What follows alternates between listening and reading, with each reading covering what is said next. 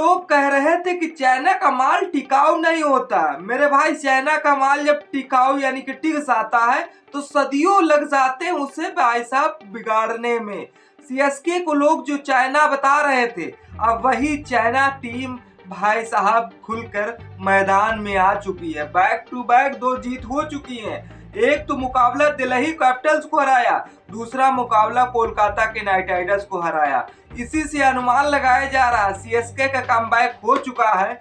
अब बाकी टीमों का कमबैक मेरे भाई कब होगा, देखने वाली बात है। जहां केकेआर को कुछ नहीं समझ में आ रहा है कि 2024 में मेरा भाई चैंपियन कैसे बनी, अब केकेआर को समझ में आ रहा है कि श्रेयस अय्यर को हमने क्यों जाने दिया, कैमरन ग्रीन को क्यों खरीदा 25 करोड़ में। इससे अच्छा था कि शायद हम दूसरे प्लेयर को अपनी टीम में शामिल कर लेते। आज नमस्कार दोस्तों, सटीक क्रिकेट न्यूज में आप सभी का स्वागत है। वीडियो अच्छी लगे तो लाइक करिएगा, चैनल को सब्सक्राइब करिएगा और ज्यादा दोस्तों को शेयर करिएगा मेरे भाई। आज वही दिन आ गए हैं जो शायद सदियों से हम देख रहे थे, लेकिन एक बार नहीं नजर आ रहे हैं थाला फॉर रीजन। थाला फॉर रीजन इतना रेस्ट कौन सा कराते हैं हमें खुद नहीं समझ में आ रहा। थाला ने पूरी जिम्मेदारी अपने लड़कों पे सौंप दी है कि भाई अब लड़के घर की जिम्मेदारी संभाले, मैं तो सिर्फ कुर्सी पर बैठकर इसका आनंद देखूंगा कि मेरे लड़के इस लाइन में किस तरह से ग्रोथ कर रहे हैं मेरे भाई।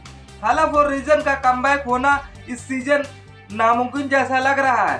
हो सकता है लास्ट के बचे कुछ 2 मैचों में मेरा भाई एंट्री कर जाए तो ये टीम के लिए थोड़ी फेवरेट और होगी मेरे भाई। जिस अंदाज से सीएसके 10 नंबर पे थी और 10 नंबर से लास्ट में आना, ये सीएसके को ही नहीं सीएसके फैंस को भी एक अचंभव कर देने वाला संदेश दिया है मेरे भाई। अब इस नजरिए से जिस अंदाज में मेरा भाई सीएसके इस सीजन पहले 4 मैच ऐसे गड़बड़ाए थे कि मानो सीएसके का अब कमबैक ही नहीं होगा, लेकिन वही बार बार लोगों के ताने, लोगों की बातें अब सीएसके के कप्तान ऋतुराज गायकवाड़ को सही नहीं जा रही थी, क्योंकि सीएसके की फैन फॉलोइंग इतनी फेवरेट थी मेरा भाई कि शायद हर स्टेडियम में जहां सीएसके का मैच होता था मेरा भाई, आधे से ज्यादा भाई साहब पीली जर्सी नजर आती थी। लेकिन आज वो दिन आ गए हैं जो सीएसके का कमबैक हो चुका मेरा भाई। कोलकाता के नाइट राइडर्स के एकदम झिल्ली जैसी टीम बन चुकी है। अब केकेआर वो टीम बन गई है मेरा भाई जो शायद केकेआर अपने खुद में नहीं समझ पा रही है किसकी कमी की वजह से हमारे हाथ से मैच मेरा भाई फिसल रहा है। कौन होगा जो इस टीम को आगे बढ़ाएगा। अब केकेआर ने बड़ी आसानी से भाई साहब फैसला तो लिया था कि भाई साहब हमें श्रेयस अय्यर नहीं चाहिए, हमें चुनिंदा खिलाड़ी नहीं चाहिए, इनको साने दो उनको साने दो, लेकिन आज समझ में आ रहा है कि हमने बहुत बड़ी गलती की।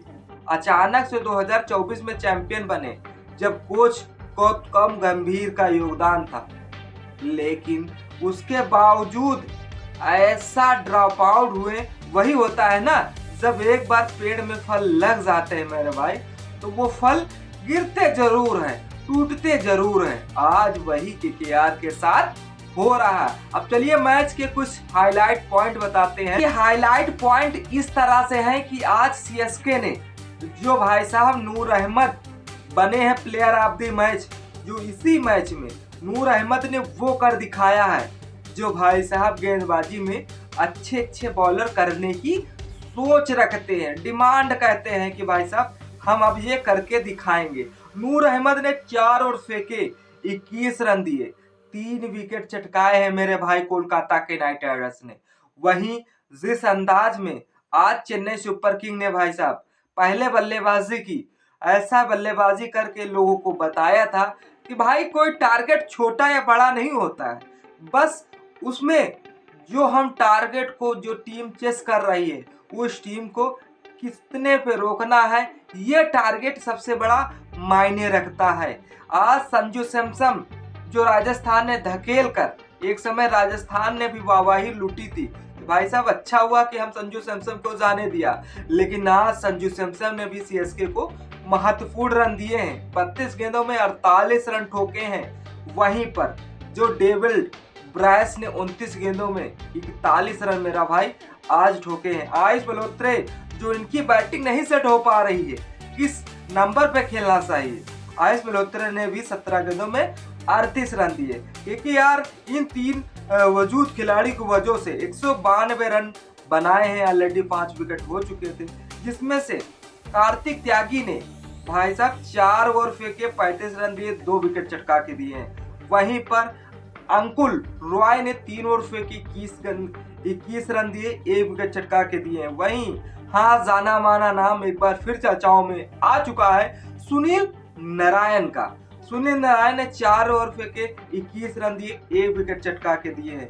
अब बारी जब कोलकाता की नाइट राइडर्स की आती है तो बल्लेबाज ऐसे थे, पावर कोच ऐसा था कि भाई साहब 6 गेंदों में 6 छक्के मारने की क्षमता जिगर रखता था। लेकिन आज जब उन्हें पावर कोच बना दिया गया है तो टीम ऐसी सिचुएशन पे खड़ी हो गई है कि भाई साहब ये 5-6 नंबर पे आने की दूर की बात करो, ये 9 से 10 नंबर पे हो जाएगी, लेकिन 9 पर मेरा भाई नहीं आएगी इस सीजन में। ऐसा गंदा खेल रहे हैं। हाँ दूसरी तरफ आज रमनदीप सिंह जो केकेआर के जाने माने प्लेयर माने जाते हैं, 23 गेंदों में 35 रन बनाते हैं। वहीं लग तो रहे हैं रसल के भाई, लेकिन रसल वाला काम नहीं किए हैं। रोमन पवेल जो वेस्ट इंडीज से आते हैं, 22 गेंदों में 31 रन मारे हैं, लेकिन वो भी नाबाद रहकर। अजिंक्य रहाणे जो कप्तानी संभाल रहे हैं, कप्तानी संभालते संभालते भाई साहब 22 गेंदों में 28 रन बना जाते हैं, लेकिन अपनी टीम को अपने टारगेट तक नहीं पहुंचा पाते हैं। क्योंकि जिस अंदाज में सीएसके के बॉलर ने अपना दमखम दिखाया है, वो दमखम देखने लायक था मेरे भाई। क्योंकि यार 160 पे 7 विकेट हो जाते हैं, क्योंकि जिस तरह से सीएसके के बॉलरों ने दमखम दिखाया है। सबसे पहले नूर अहमद 4 ओवर फेंकते 21 रन, 3 विकेट चटका के जाते हैं, जो कि प्लेयर ऑफ दी मैच के आज हिस्सेदार रहे हैं। अंशुल कंबोज 4 ओवर फेंकते हैं, 32 रन देते हैं, 2 विकेट चटका के जाते हैं। वहीं पर खलील अहमद 3.5 गेंदे 24 रन, 1 विकेट। यहीं पर केकेआर की इन तीनों बॉलरों की वजह से भाई साहब 5 विकेट चटकाते हैं, और इन 6 विकेट चटकाते हैं। 6 विकेट से केकेआर पूरी तरीके से डगमगा चुकी थी। रिंकू सिंह जो को लोग कह रहे थे कि यार ये सस्ते ही ठीक थे, मध्यम वर्गीय ही ठीक थे, लेकिन जैसे ही केकेआर ने उन्हें मोटा पैसा दिया, अब भाई साहब वो भी उनकी बुद्धि चखला गई है, बौखला गई है मेरे भाई।